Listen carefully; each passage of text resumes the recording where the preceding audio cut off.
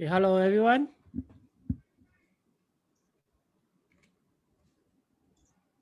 Okay, good evening everyone. Thanks for coming for this week night sharing from IQI CS Pro Teams.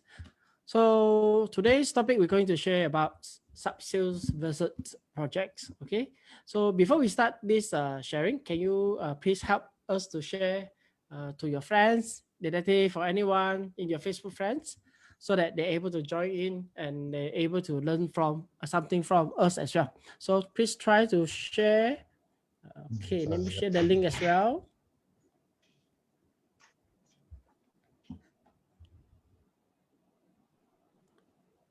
Okay, let me copy the link and share it.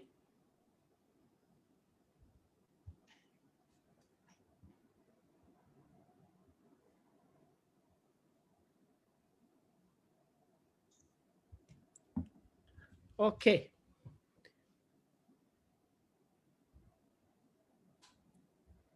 So today we are happy to invite one of our seniors real estate negotiator from IQI.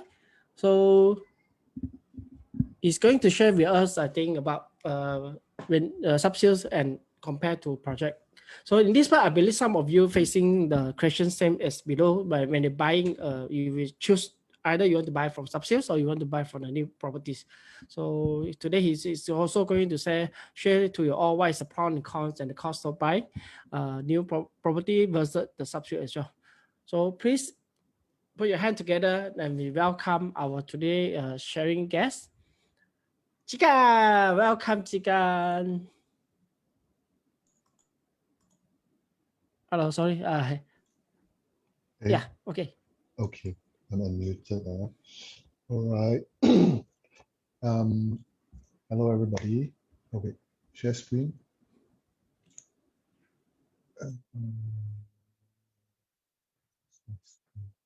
Sorry, this is my first time doing this. Yeah. So, all right. Sales versus project. Now, I will introduce a little bit about myself first. So, I'm Chikan, obviously, and I have done about 2 full years of property and real estate negotiations already. So a lot of it covers, of course, consultation between sub-sales and project. I have done both markets. I started off actually mostly doing a lot of sub-sale, and then recently, because of the current market's expectations, I have moved on to selling more project-based properties. Okay, so today I'm not going to tell you like which particular side you should pick. I'm just going to talk to you about the pros and cons and how I would help a buyer to actually decide whether or not they should pick up a sub-sale property, or whether or not they should pick up a project property. Okay, because everybody's needs and wants will be different. Oh, I just realized there's actually subtitles. Very cool.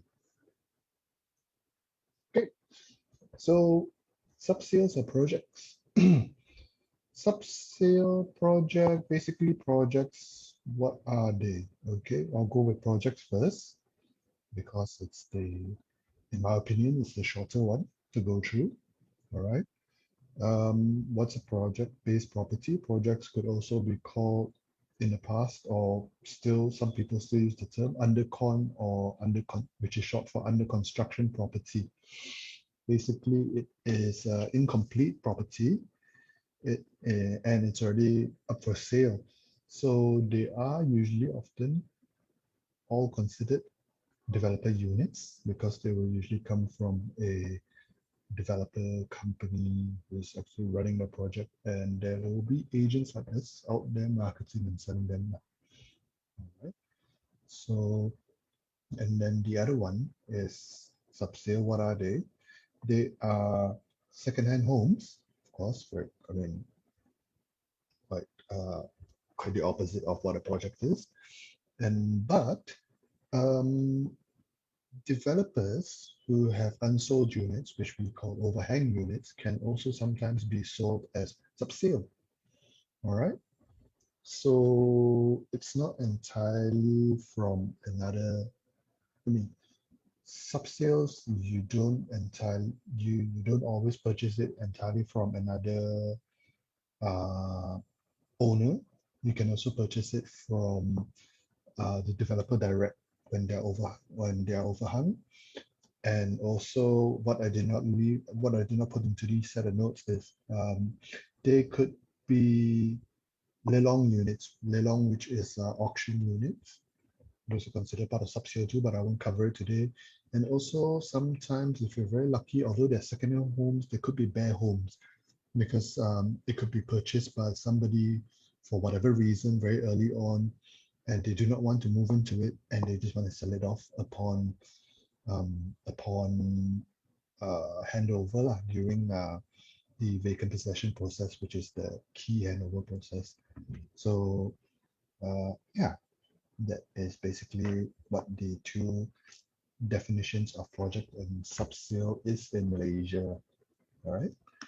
So for today's topic, I won't be speaking specifically about um, commercial or residential property because the concept that I will be sharing today, it applies to both really. The pros and cons, the decision-making process and all that, it applies to both sides, both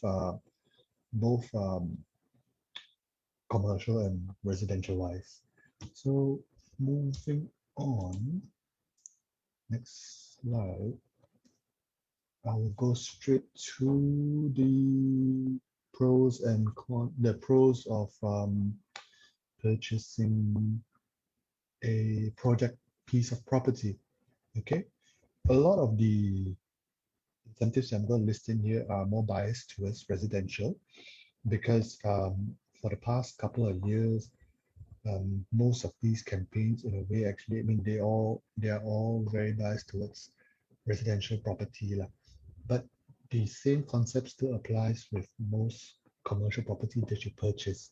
So the hottest and most relevant pro of purchasing a project property right now is, of course, the government incentives that are being given. Since the change of government, we have changed in the past 3 years. We have changed governments in a way from Barisan Nasional to Pakatan Harapan to now, what do you call these guys? Pakatan Nasional PN, Perikatan Nasional PN. So in that 3 changes, we've had a lot of different incentives, which was moved for potential homeowners in Malaysia. It started in 2019, the home ownership campaign. Then due to the COVID pandemic, it got extended. It got brought back in 2020 and extended all the way to the end of 2021. So there is a very great home ownership campaign going on. And so a lot of developers that are currently marketing their projects participate with this home ownership campaign, and what comes with it is a lot of freebies in the sense that the most expensive things that you need to pay for, which I'll cover in the cons later, will be covered for within this home ownership campaign.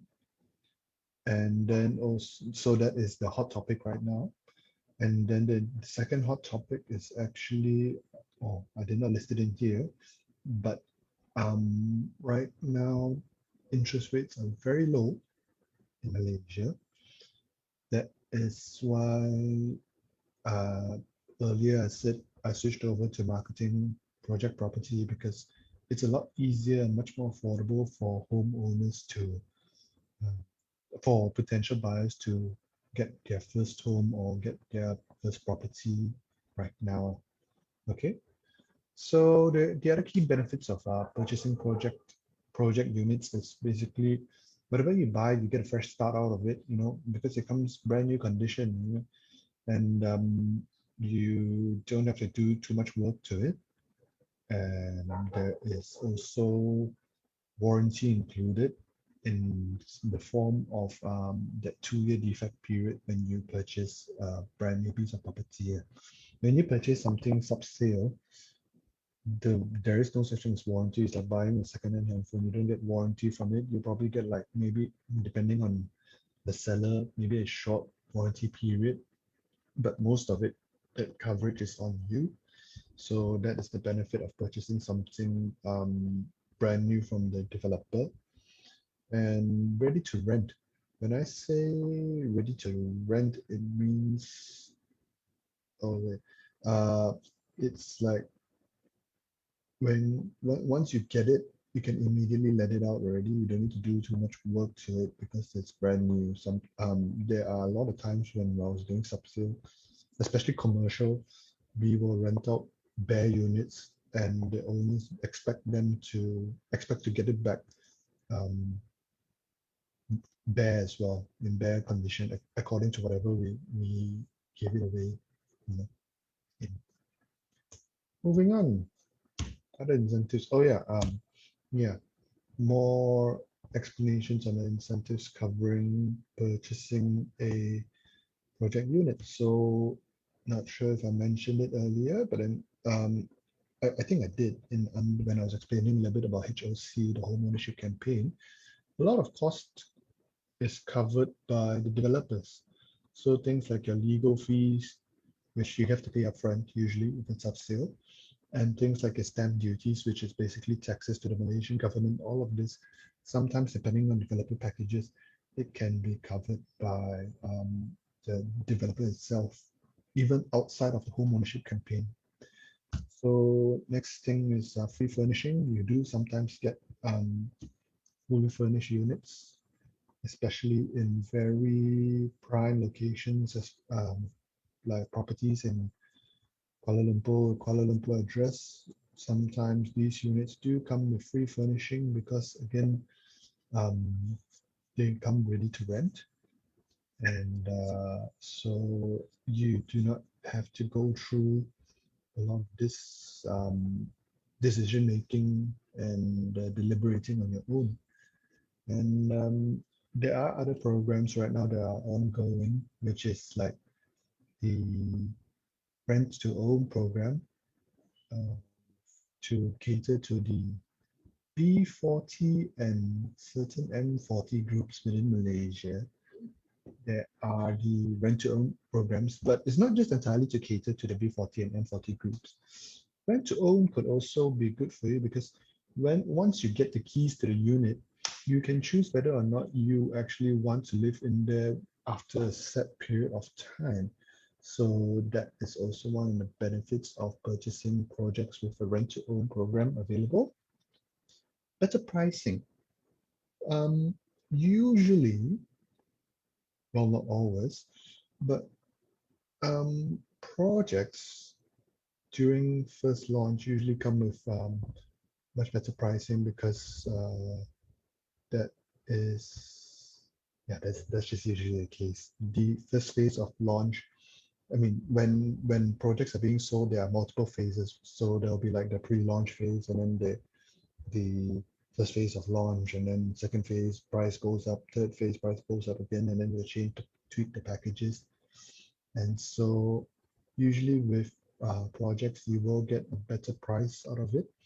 And then as the township matures, depending on wherever your project is in, as the township matures, as as popularity and demand goes up, then it might reflect better on your balance sheet if you do sell off the project in future, the property in future. It will reflect better on your balance sheet, showing that, hey, you actually made a lot of money out of it when you purchased it earlier on when it was in project phase. So, and then next thing is better financial support. With a lot of projects in Malaysia right now, because the interest rates are so competitive, a lot of banks are fighting for their opportunity to come and finance your project because it is business to them as well. So you don't have to worry about getting the correct financial support. I'll go a little bit more into this during sub-sale about financial support. And also, like, you don't have to go and sort out for, I mean, you don't have to go out and seek your own banker. A lot of this is usually provided by the developers as well. So you can consider this one of the cost coverages that are being provided by the developer. And then warranty, I spoke about it a little bit just now, the defect period. So in general, most new developments in Malaysia will come with a minimum 2-year defect period. And usually whatever damages or unforeseen, unwanted circumstances will be covered for by the developer during this warranty period. Okay. So next slide.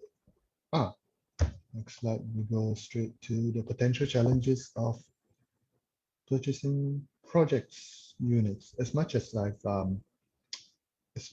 tried to beautify it up just now, and as much as I tried to make it sound so great, of course, every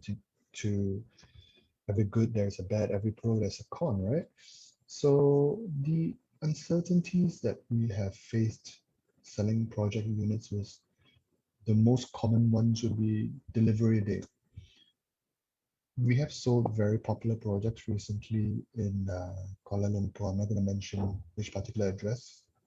It is doing very well now, but it got delayed and delayed and delayed due to wait a minute. Let me just hide the comment section for a while. Quite distracting. So due to unforeseen circumstances, delivery got delayed and delayed, and luckily the developer managed to deliver exactly what they promised. So fine, it's okay. But it's just that timelines could affect a lot of people, and these are the potential challenges that most project buyers might face when they come to purchasing a project. Right, the delivery date and then delivery condition. Sometimes they might not be exactly whatever you see in the showroom. Okay, although we try to make it as clear as possible, the final product sometimes might not look exactly like whatever it is in a showroom. But different buyers, they have different expectations. So yeah, those I consider that a challenge as well when purchasing projects. And popularity and returns. This is when, for say, when you are purchasing a project for investment, especially. So it is very normal for you when you are facing a salesperson for them to hype up a product as much as possible, a product in this point being the property for sale. So, but a lot of that hype might be over promises and over expectations, and by the time you get the unit, it might not meet your expectations. So those are some of the challenges we face. And then financially locked. When you are purchasing a project, let's say if you purchase it in a very, especially for investment at a very early phase. So yes, you're purchasing probably at its lowest price, but for the next, usually it takes about 4 years between purchase to completion. From launch to completion, it takes about 4 years in Malaysia, especially for high-rise projects, multi-story projects. So within that 4 years, you will be locked financially. You do not get to make any returns from the purchase you've made. You are just outright paying your interest and your installment to the bank, which will be eventually paid to the developer, and then you're not getting anything out of it. So for that next 4 years, there will be just pure negative cash flow going towards the bank. And especially for investors, this use sometimes might not be such a, what do you call it, positive thing to them. They will look at it as a challenge, which takes you to the next thing, which is patience. Changes. I don't know what I put that point in, but oh yeah, changes. So potentially in subsequent project sales from time to time, whenever you're purchasing a project, you might face a lot of challenges in a sense that, especially for commercial projects, that the developer might make changes to the final product when they hand it over to you. So instead of like, just for example, I'll talk again, it's the same project that got delayed. One of the changes that they made was in the scale model, they promised floor to ceiling windows. By the final product, there was no such thing. Okay, it was your regular 4 feet by 2 feet panel windows, and yeah, so these are the sort of challenges that buyer might experience, might face when purchasing projects. All right, um, a lot of things might not meet expectations eventually. So a developer's reputation is also a very important factor when picking which particular project you want to purchase. Like patience, just in general, just now I mentioned that from launch to completion, usually in Malaysia, it takes about 4 years, especially for condo, high rise. Landed, sometimes give or take plus minus 2 to 3 years. So your patience might be challenged during the sale and I mean during that period of buying to getting the product that you bought. And furnishing cost. Although earlier I did mention that a lot of condos these days, not a lot, but most condos that we are marketing, like you are in Kuala Lumpur these days, can come fully furnished. Um, they there are some that don't, and like every home, you do have to go through the furnishing process, and that can range from, depending on the size of unit, the average 1,000 square foot maybe can be 10,000 ringgit all the way to $1 million. The sky's the limit for you when it comes to furnishing. But just basic furnishing alone cost a lot, and that is the headache that that comes along with subs with project units, project property. Yes.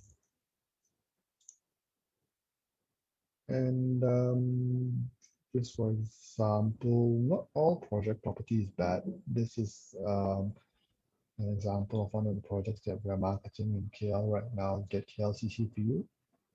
This is called Aria. This is one of the developer units that are still available for sale, still considered project subsale-ish in KLCC. I mean, in the KLCC area, and like this is a very beautifully done project. It delivered on time. It delivered as expected. All positive reviews, but again, looking back at challenges of the time, you might not always get what you need. So this particular piece was developed by a very reputable developer in Malaysia called 𝙎𝙝𝙤𝙤𝙪𝙗. And so whenever you are making your deliberations on which particular project to purchase, of course, the research onto the actual developer itself plays a part. So 𝙎𝙝𝙤𝙤𝙪𝙗 is very reputable. You can buy the stuff. Buy it through me. Moving on. Subsale property. I've kind of explained just now what subsale is. You can purchase it. You can even purchase subsale through the developer itself. Sometimes they do have units which they sell subsale. But basically, usually what subsale means is it comes from a different owner. Okay, so there's a different person's name on the title already during the transfer process, and that is pretty much subsale. Subsale also covers rent, but for today's sharing, it's purely more on a buy and sell kind of sharing. Okay, right. So subsale, back to it. Pros, benefits. So usually with subsale, whenever you're buying subsale, whatever you see is what you get, in the sense that there is no guessing game, because you don't have to wait that 4 years, right? You can just go straight to it, and you can walk in, you can feel, and you can start to plan if you want to do renovations already. Okay, so that's like earlier, what I said about the challenges of delays in projects, these sort of things you won't face so much in sub-sales. So lesser to no risk of construction delays, lesser because eventually when you get it and you start doing your constructions, then it depends on how good your contractor is, right? If your contractor is not that great, then sometimes there might be some delays. So it's not entirely zero. And then if there is no construction that you want to do at all, if you see exactly like that and you like it, when it comes if it comes fully furnished, some owners do just let go of a lot of their old furniture because when they move, they want to buy new stuff. New stuff is always better, right? So you can move in immediately, especially if it's freehold. Well, almost immediately. You still gotta wait for legal documents and final transactions to go through. And once that is done, you can just move in. So there's immediacy over there. You don't have to wait the 4 years. And then if you're purchasing it for as a piece of investment, there is a chance of immediate returns and immediate positive cash flow because you can immediately let it out. Or sometimes some owners do let go a lot of their property with a tenancy agreement in hand. So you could already purchase, like if it's a commercial property, you could already, or even residential, you could already purchase it with a tenant in hand. And so that is also a very attractive package that a lot of investors are. I mean, there's also a package which a lot of investors are very attracted towards, between seller and buyer when it comes to subsidy. And also because it is already completed, you can already see it, you can already feel it. There is a track record there. Malaysia is not a very Malaysia is a very social media friendly country. Okay, we have a ton of Facebook groups for people to complain in. We have got a ton of WhatsApp and WeChat and social media platforms to complain on, forum, now that or whatever. So tracking a developer's track record is not is a very easy thing to do in Malaysia, and because you can, like per se, if you want to purchase a condo unit in a completed building, you can go online anywhere, just Google search like the one I just shared just now, Aria. You can just look it up, and you can read up on its track record so that it gives you a sense of confidence on the product that you're purchasing. That is one of the other benefits of looking towards sub-sale. All right. So yeah, challenges. Sub-sales challenges, of course. Again, every pro there's a con, and a lot of the challenges, especially which you face compared to projects, is a lot of upfront costs.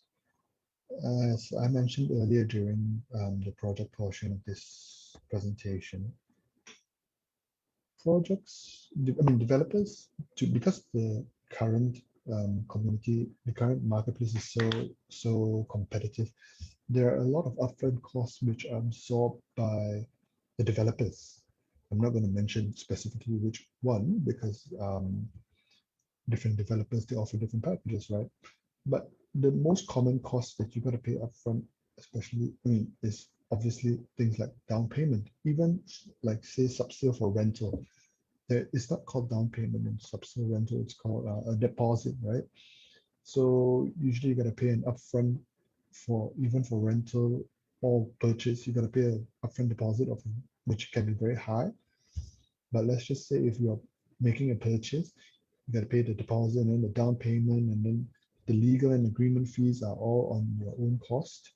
Stamp duties, the taxes, the government, valuation costs, so things like the fees that's being paid to people like us agents and to bankers, other banking fees.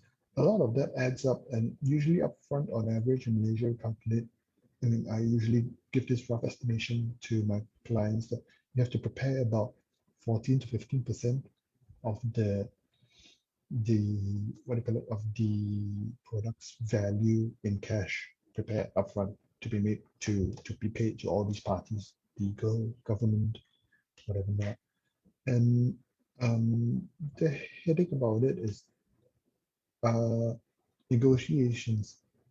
When it comes to sub-sale projects, usually your prices are non-negotiable. The price of a unit depends, let's say if it's a condo, it depends on the size and also the height of it.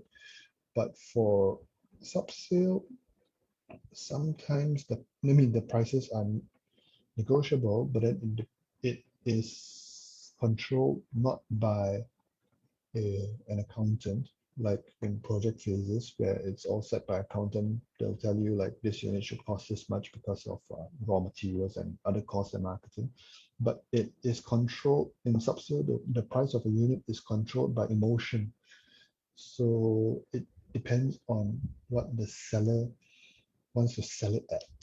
So these are also some of the what I can consider upfront costs that you might face during a purchase of sub-sale property lah. Okay, and also banking during sub-sale. A lot of this, actually, everything that's listed here, the legal and banking side of it, you got to go look for it yourself. So if you do not have a trustworthy or like a good partner to work with in terms of banking and legal, then it might be that might become a roadblock as well during the sales and purchase process. Okay. Of course, if we go through agents like us, we do have our own set of panels which we go through. But if per se, like let's say you want to buy something and you want to use your own friend, but what your friend who works in bank A might face is that bank might not want to support you entirely for the loan or the purchase amount that you are seeking for. And you might have to go to a different bank. You might have to go through multiple banks to get the full loan amount that you seek. So those are the other headaches that you might face when making purchase of sub-sale and you don't have the correct banking partner to work with. And also time on transfers. Property in Malaysia is split into two types when it comes to the title type. So that's the freehold type, which is forever yours, with you. And then of course there's the leasehold type where it's written on the lease that it will be returned to the government in 99 years, but then it's renewable every year. I mean, it's renewable whenever. For the past couple of years, the law is for residential property is renewable for 1,000 ringgit in a Klang Valley address, KL, Selangor.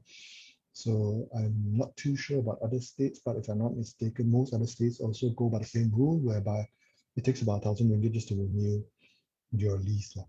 Okay, and the property can be perpetually yours for the next 99 years and however long you renew it for. But time on transfer, so leasehold properties in Malaysia, because of the transfer of the lease and the title and everything, that red tape and processing can take quite a long time. And if there's like if it's kind of urgent for the buyer, like say if the buyer wants to move in, that could be a cause of a lot of stress, that 6 months waiting period. So I consider that part of upfront cost as well, because you gotta wait that 6 months. Next thing is, so I talked a lot about the upfront cost. Next thing is renovations and refurbishing. Earlier I mentioned in project sales that you could be getting a better deal out of purchasing project unit because you purchase it early and it's very cheap. The same thing also happens with sub-sale properties, where owners just want to let their unit go. They don't care what price they're going for. They just want to cover their cost, which could be a very low price. They don't even want to make a profit, and they could just sell it to you very cheap. But sometimes what you get out of it is a very nasty unit, which this is one of the units which I collected before. It was it was let out to a bunch of students for 2 years, and they practically trashed the place. When they left, this is exactly the condition which it was returned to the owner. Food and basically food stuff, food preparation stuff, and clothes just left there. Things that they do not want to take back to wherever their country of origin is. So and this particular unit was let out for sale. It took a while. I did not complete the sale. Somebody else did, but it took a while. And the owners eventually let out the unit at cost because they understood that the future, they've already made a small return on it from the rental income that they receive, but they understood that the next owner is going to have a headache trying to refurbish the place. So um, they were willing to let it go at a very low price, but that refurbishing cost to repair all the damaged goods that the students did and repair all the damaged equipment that the students damaged is going to cost a bomb. And this will happen to all owners. I mean, this is going to be the case for all owners who purchase properties up sale. They have to go through all this refurbishing themselves. A lot of this is not covered under warranty, and it's all on your own. I mean, all payment is made on your own accord. So um, next cost, well, I mean, also part of refurbishing is renovation. Let's just say if you do not, I mean, you purchase a place, it's not too bad, but then you want to fully renovate out because of basically it's old and you just want to kind of like renew it, right? That sort of cost to make the project, I mean, the property go from this to this might cost another huge bomb, which is not included within your yeah, it's not included within the purchase. So a lot of this is at your own cost, because you are purchasing a sub-sale, you have to remove before you can actually put something in. There's things like movers cost. So this is one of the companies which I've chosen to use, quite popular, called the Lorry, but it's 630 ringgit one trip. Doesn't sound very expensive, but it's just one trip. Usually renovations and whatever not, it's not just one trip, right? So yeah, all that adds up. So both sides, when you're purchasing project or sub-sale, whether you like it or not, cost money, right? And both sides can cost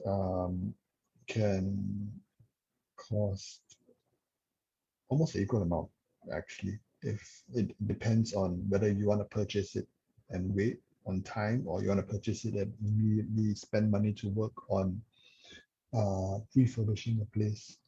So yeah, that is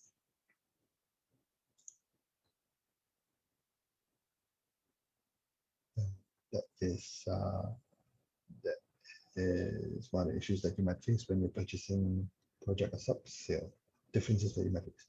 So what I usually do when I face a client who does not know whether or not they should make a purchase on project or sub sale is I ask them like what their needs and wants of purchasing is. Like I think that is more important because needs and wants, like what is the purpose of your purchase, your goal, like what sort of headache do you want to face, especially for people who say I want to buy for investment. And I ask them like, sure, you can buy for investment, but like what sort of investment are you looking to do? Are you looking to do commercial investment whereby you let it out to commercial tenants, or you looking to face quicker returns through short-term rental, or you looking to face steady returns through student rental? But all of that have their own sort of headaches, right? Because like depending on, as for investment, depending on what type of client type of tenants you face, they will give you different sort of headache. So it depends on your purpose and goal. Let's say you're just planning to purchase it for own stay, right? Residential purposes. Then I will usually ask them things like, what are your future plans?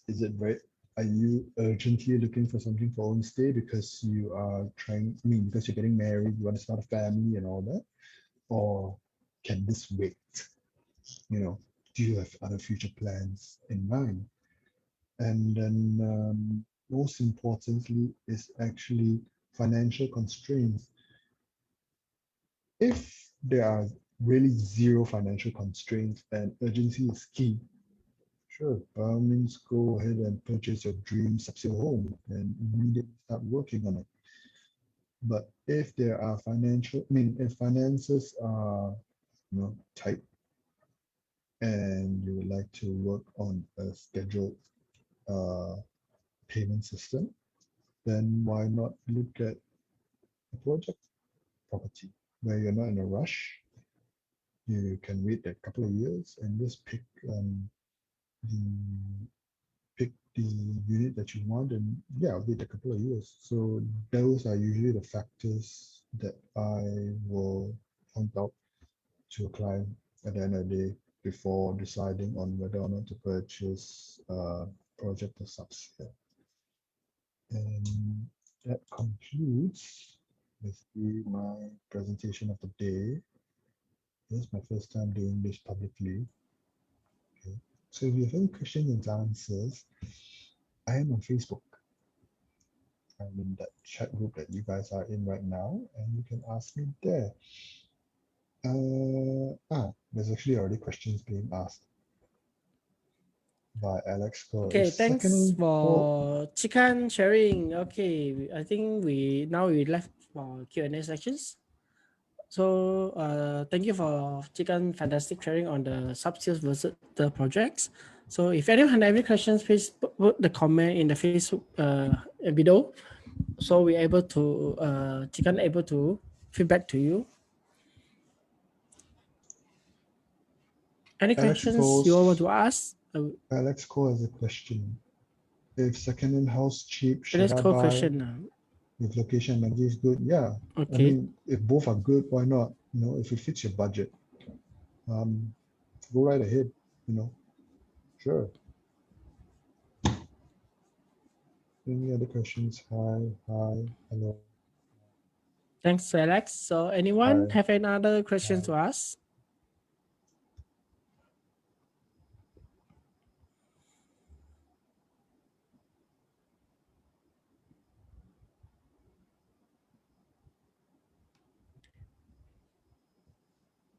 Okay, there's a question from Apple. How's the interest rate right now?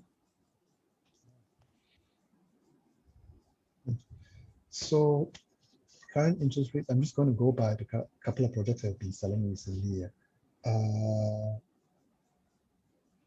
Okay, there's another question. I'm going to skip it first. I'm just going to go through I'm just going to talk about the interest rates that are going on currently. So I'm assuming you're Malaysian, and compared to 3 years ago when I actually picked up selling, being a real estate negotiator, installing a 1 million ringgit property could cost about, if I'm not mistaken, at its highest that I last remember was 4,500 ringgit per month. All right, on average, that's the price to install 1 million ringgit property if you're taking a loan for 30 years. Due to COVID and all the interest rate cuts in the last couple of months, installing a 1 million ringgit property, the last I've seen, the cheapest that I've seen could be 3,400 ringgit, give or take plus minus that little bit. So if that gives you an idea of what interest rates are like right now, it is at an all-time low. When I first joined property, the base interest rates that I would see start from at least 3.5% to 4% plus. Since the end of last year towards this year, it has been the lowest ones I see can be lower than 2.9% per annum. So yeah, it's doing pretty well. If that answers your questions.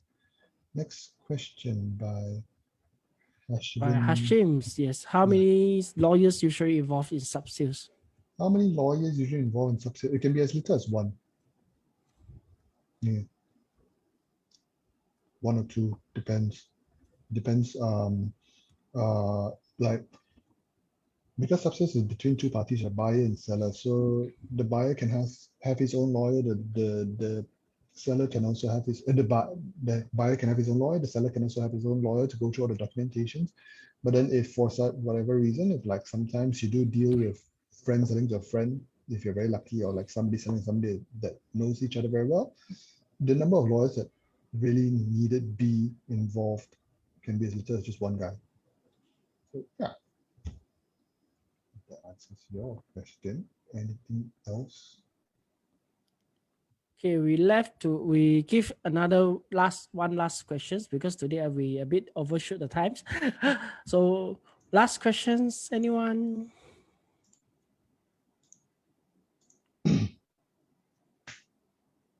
Okay, if not, I think we'll call it a day. Thank you for coming, everyone, and thanks, Chicken, for the sharing today. So if you have learned anything and you think this video can help those who are thinking of comparison between the substitutes and also the projects, please do share it out to your friends or relatives or your, anyone who need this information. So thanks for coming, everyone, and thanks for watching. Good night, everyone. Good night. Thanks, Chicken. Bye bye. Bye-bye.